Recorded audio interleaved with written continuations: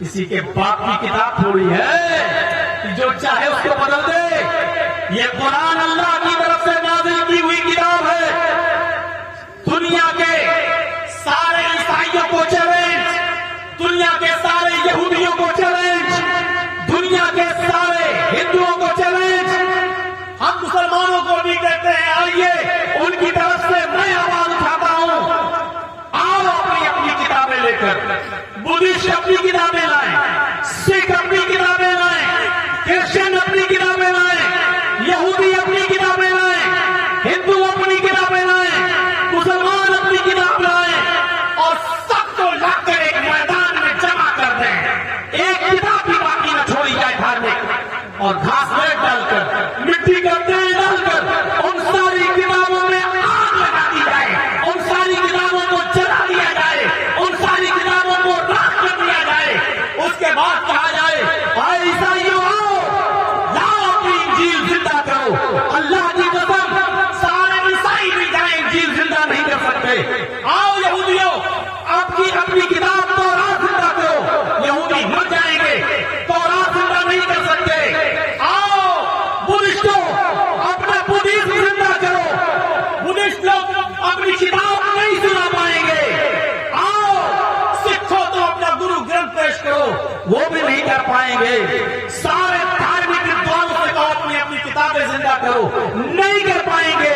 مسلمانوں سے کہو تمہارا قرآن بھی تو جل گیا ہے, تم اپنی کتاب لاؤ. ایک چھوٹا سا بچہ 10 سال کا, 11 سال کا, 12 سال کا مسلمانوں کے سب پہ کھڑا ہوگا, اٹھے گا اور پڑھے گا بسم اللہ الرحمن الرحیم الحمدللہ رب العالمین الرحمن الرحیم مالک یوم الدین.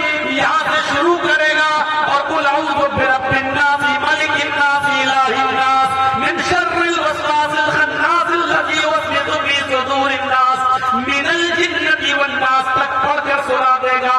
یہ 10 سال 11 سال کا بچہ سارے مذہبی علماء کو ودوانوں کو تھپڑ مارتے ہوئے کہے گا کہ ہم نے اپنا پورا قرآن سنا دیا, تم نے اس قرآن کو تو جلا دیا جو کاغذ پر لکھا ہوا تھا, تم نے اس قرآن کو تو جلا دیا جو تمہارے ٹکڑوں پر, کاغذ کے ٹکڑوں پر لکھا ہوا تھا, لیکن تم اس قرآن کو کیا کرو گے جو میرے سینے کے اندر محفوظ ہے, جو میرے دل کے اندر محفوظ ہے. میرے بھائیوں قرآن ایک ایسی کتاب ہے جو جلانے کے بعد بھی نہ جل سکے. پورے قرآن کو سمندر میں ڈال دو تو سمندر اس کو ڈبو نہ سکے. میرے بھائیوں یہاں سے آپ اندازہ لگائیے, دنیا کی ساری کتابیں جل جائیں تو دوبارہ کوئی ان کو لکھ نہیں پائے گا, لیکن قرآن کو اگر جلا دو تو دوسرے ہی دن اس کو تمام کی تمام حافظ مل جائیں گے لکھنے کے لیے, تمام کی تمام حافظ مل جائیں گے اس کو سنانے کے لیے. یہ چلے بیچارے قرآن کو مٹانے, یہ چلے بیچارے قرآن کی آیتیں بدلنے. اللہ تبارک و تعالیٰ نے سچ فرمایا اِنَّا نَحْنُ نَزَّلْنَا الذِّكْرَ وَإِنَّا لَهُ لَحَافِظُونَ. ہم ہی نے اس قرآن کریم کو نازل کیا ہے, ہم ہی نے اس قرآن کریم کو اتارا ہے, اور ہم ہی اس کی حفاظت فرمائیں گے, ہم ہی اس قرآن کریم کی رکشا کریں گے. یہ قرآن نہ کبھی مٹا ہے نہ کبھی مٹے گا, اور 1400 سال پہلے 1400 سال سے اس قرآن کو مٹانے کی بڑی کوششیں کی گئی ہے. یہ تیاری یہ کوئی نیا نہیں ہے, اس سے پہلے بھی بہت لوگ اٹھ چکے ہیں اس قرآن کے خلاف آواز اٹھانے کے لیے.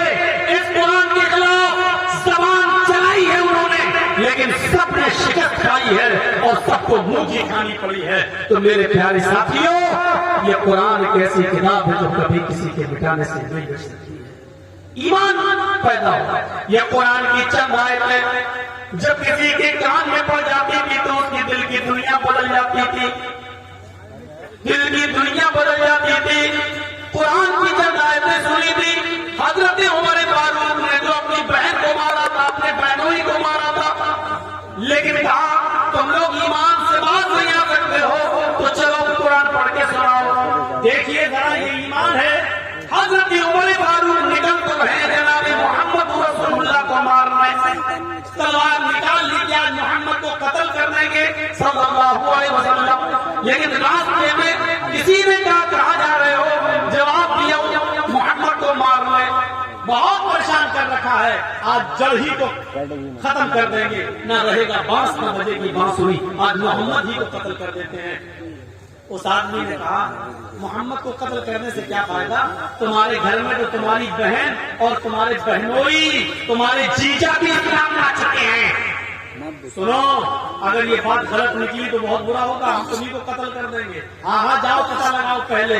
حضرت عمر نے رخ بدل دیا اور بجائے محمد رسول اللہ کے پاس جانے کے اپنی بہن و بہنوئی کے پاس گئے، دروازہ کھٹکھٹایا، گھر کے اندر داخل ہوئے، پتہ چلا کہ یہ قرآن پڑھ رہے تھے۔ پوچھا کیا پڑھ رہے ہو؟ جواب دیا قرآن۔ مارا بہنوئی کو، اتنا مارا کہ خون بہنے لگا۔ بیوی یعنی عمر کی بہن اپنے شوہر کو اپنے پتی کو بچانے آئی۔ کیا کر رہے ہو؟ بچانے آئی تو اپنی بہن کو بھی مارا۔ حضرت عمر نے اتنا مارا کہ ان کے جسم سے بھی خون نکلنے لگا، لیکن بہنا سینہ تان کر کھڑی ہو گئی اور کہتی ہے عمر تو کیا سمجھتا ہے، تیرے ڈنڈے کیا مجھ سے میرے رب کے اوپر کا ایمان چھین لے گی، مجھ سے محمد رسول اللہ کا دین چھین لے گی؟ نہیں۔ اے عمر ہوش میں آ، تو اتنا مار کہ میں مر جاؤں، اور مرنے کے بعد بھی میرے جسم کے ٹکڑے ٹکڑے کر دے اور میرے جسم کے ٹکڑوں کو بھی کتوں کو کھلا دے، اس کے باوجود بھی میں محمد کے دین، محمد کے رب کے اوپر سے اپنا ایمان نہیں ہٹا سکتی ہے۔ نہیں۔ حضرت عمر نے دیکھا یہ تو میرا نام لینے لگی، جو زندگی بھر مجھے بھائی بھائی کہتی تھی، آج عمر کہہ کر پکارنے لگی، آج عمر کہہ کر للکارنے لگی، آج عمر کہہ کر اس نے مجھے للکارا ہے، آج عمر کہہ کر اس نے مجھے، آج عمر کہہ کر مجھے پکارا ہے، آج اس نے بھائی بہن کا رشتہ توڑ دیا ہے۔ حضرت عمر سمجھ گئے کہ میری بہن کے اندر میرا ڈر اب کام نہیں آ رہا ہے، اس کے اندر کوئی طاقت ہے جو گھس گئی ہے۔ کہنے لگے اچھا تم نہیں مانو گی، اچھا ذرا لاؤ تو وہ قرآن جو تم پڑھ رہی تھی ذرا مجھے بھی تو سناؤ، اس میں کیا لکھا ہے؟ کہا کہ تم ناپاک ہو، پہلے غسل کرو۔ حضرت عمر نے غسل کیا۔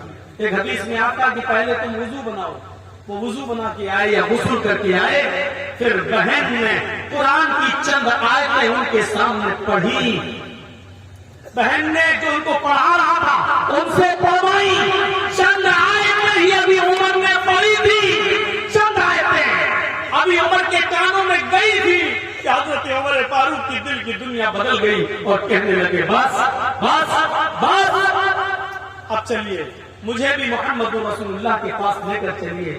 اس قرآن کی آیتوں کو سن کر مجھے محسوس ہو گیا ہے کہ کسی انسان کا کلام نہیں ہے، لے کے چلو۔ اللہ کے رسول کے پاس جاتا ہوں، میں ایمان لاتا ہوں۔ میرے بھائیوں، جب اللہ کے نبی صلی اللہ علیہ وسلم کے پاس یہ پہنچے، دروازہ کھٹکھٹایا، پہلے کان لگا کر سنا تو جانتے ہو اللہ کے رسول صلی اللہ علیہ وسلم کیا تلاوت کر رہے تھے؟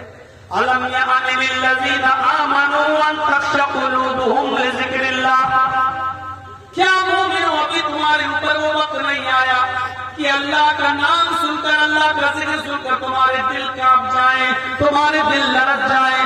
حضرت عمر نے قرآن کی آیت سنی، دروازہ کھٹکھٹایا، جھانک کر دیکھا تو سامنے حضرت عمر ہے اور ہاتھ میں تلوار ہے۔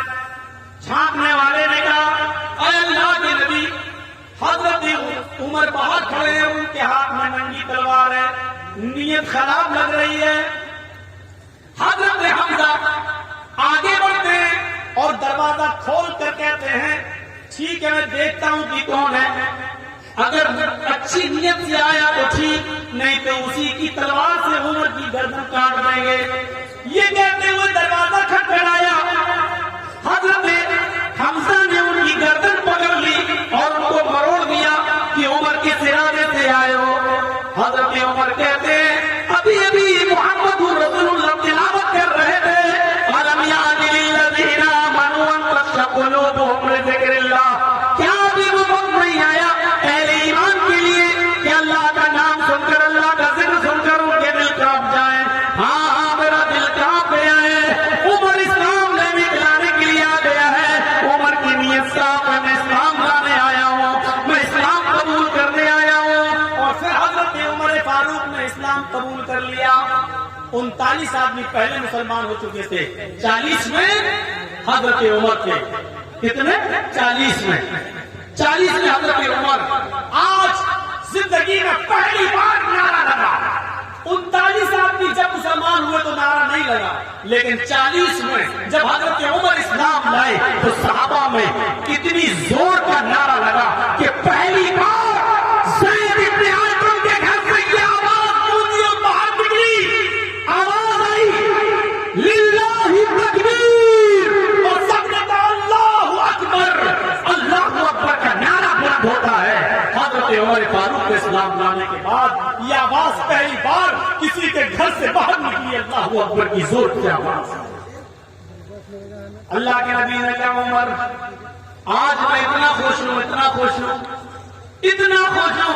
کہ دل چاہتا ہے کہ تم جو مانگو آج میں تمہیں انعام میں دوں, جو مانگو وہ میں تمہیں انعام میں دوں. حضرت عمر کہتے ہیں اے اللہ کے نبی کیا آپ مجھے انعام دینا چاہتے ہیں؟ ہاں بتاؤ اے عمر تمہیں کیا چاہیے؟ حضرت عمر نے جو جواب دیا وہ سنیے. اے اللہ کے نبی میں چاہتا ہوں آپ کے 39 آدمی جو اسلام لا چکے ہیں وہ آج خانہ کعبہ میں جا کر نماز ادا کریں, آپ ان کے امام بنے.